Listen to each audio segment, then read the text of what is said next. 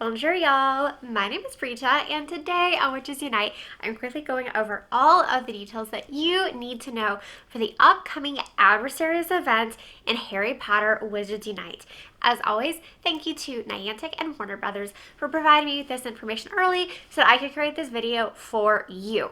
So, the next Adversaries event is going to be all about Gilderoy Lockhart. It will be Monday, June 28th until Thursday, July 1st, starting and ending at 11 a.m. Pacific time.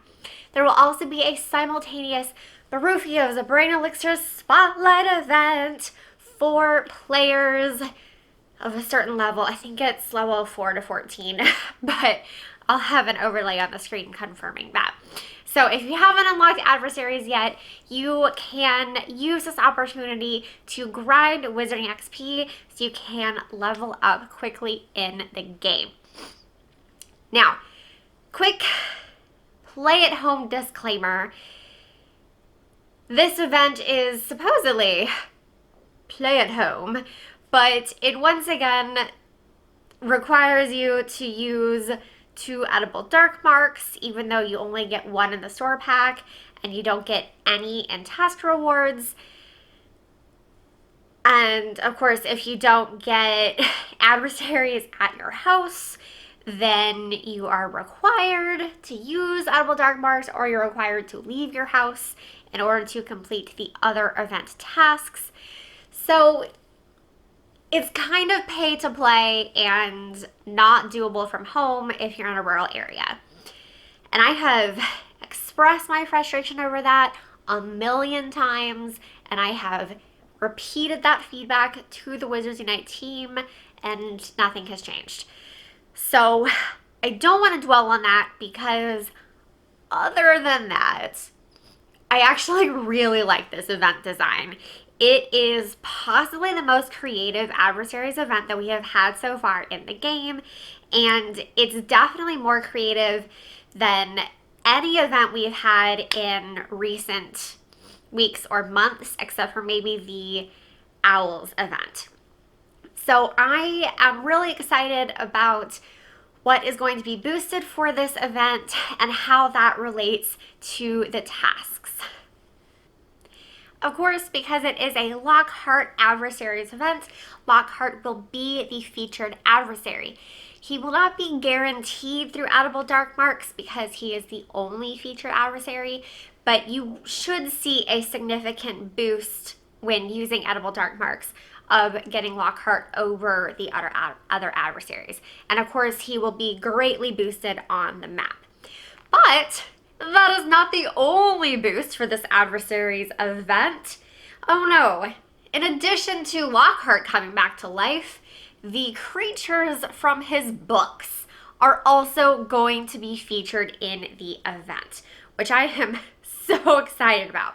So, we have 3 foundables which will be featured both on the map and when using Tonic for Trace Detection. So it's kind of like a community day boost where you will see more of these foundables on the map anyway and using Tonic for Trace Detection. Those will be the Portrait of Salazar Slytherin, which is guarded by a Banshee. This is important. The Hag and the Vampire. So if you need more oddities, this is a great chance to get a bunch of oddities. Now, there are also a bunch of foundables boosted just when using Tonic for Trace Detection. So everything that is guarded by a Troll Confoundable plus the actual Mountain Troll is going to be boosted. So these are the Portrait of Helga Hufflepuff, the Dueling Dummy, the Prophecy Orb, the Veil, the Mirror of Erised, the Omnoculars, Dragon Egg, Mountain Troll, and Flesh-Eating Slugs. So again, those will be boosted only when using Tonic for Trace Detection. And then we will also have, with Tonic for Trace Detection, all of the foundables that are guarded by Gnome Confoundables. So that is the Acromantula Eggs, the Sorting Hat, Baby Niffler, Beater's Bat, Quidditch Fan Luna Lovegood, Weasley Clock, Quibbler, Howler, and the Giant's Helm. And then, of course, as already mentioned, Gilderoy Lockhart, the adversary, will be the featured adversary for the event. Quickly, let's go over tasks and rewards, and you will see exactly why we have these extra foundables boosted on the map and when using tonic for trace detection. As always, y'all can follow along on my screen. So, use 2 edible dark marks. Break with a banshee. That is one of Lockhart's books.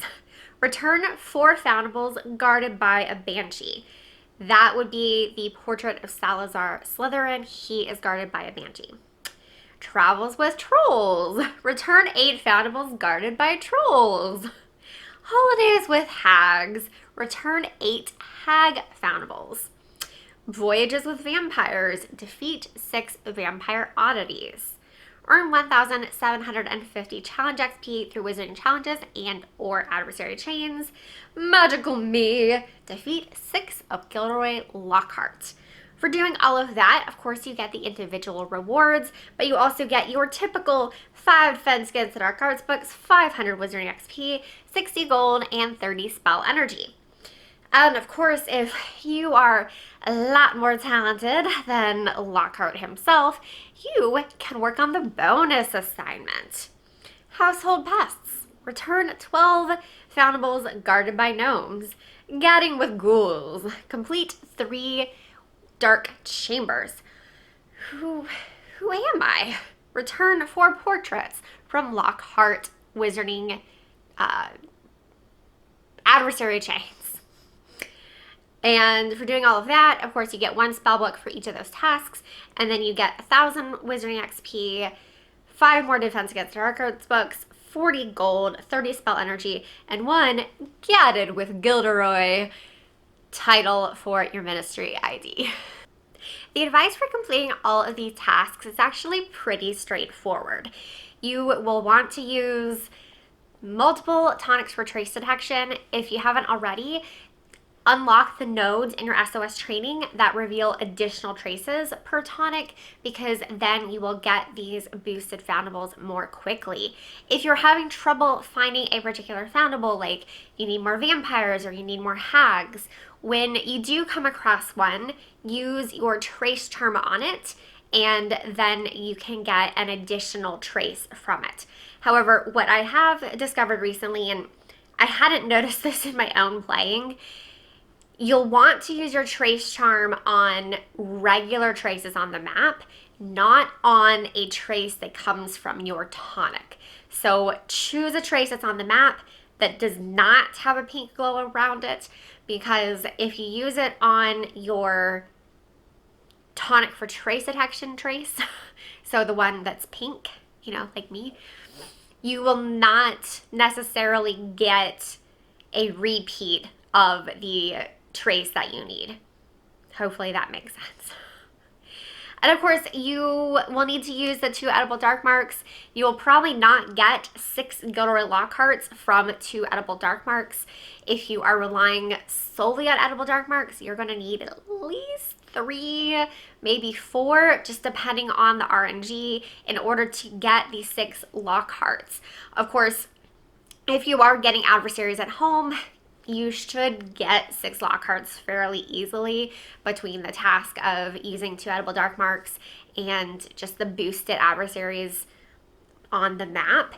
If you're wanting to get the most out of that edible dark mark, you know, you can use your first one whenever working on the tasks, but wait until you have completed all of the regular tasks in the regular assignment before starting your second edible dark mark. Then you can, you know, collect the rewards for that, collect the rewards for finishing all the regular tasks, and begin the bonus assignment. That way, the 3 adversaries that you get from your edible dark mark will help you towards the bonus assignment. Just a little trick for anyone who is trying to be efficient with their resources.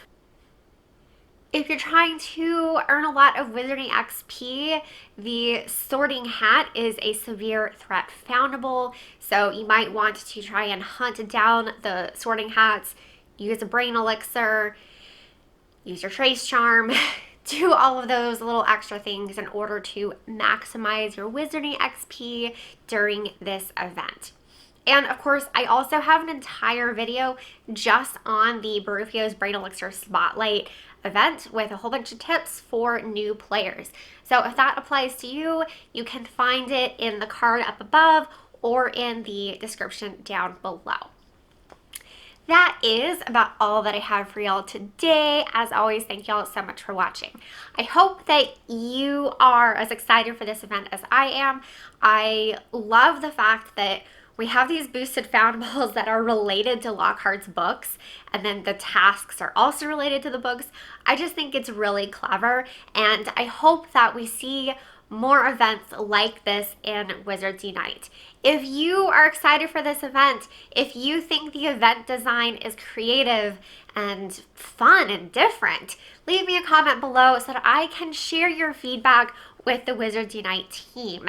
And of course, if you have any constructive criticism for the event, share that as well so that I can pass on your thoughts. If you want more Wizards Unite content, subscribe to my channel. I have event guides for pretty much every single event, and I also do occasional fun videos.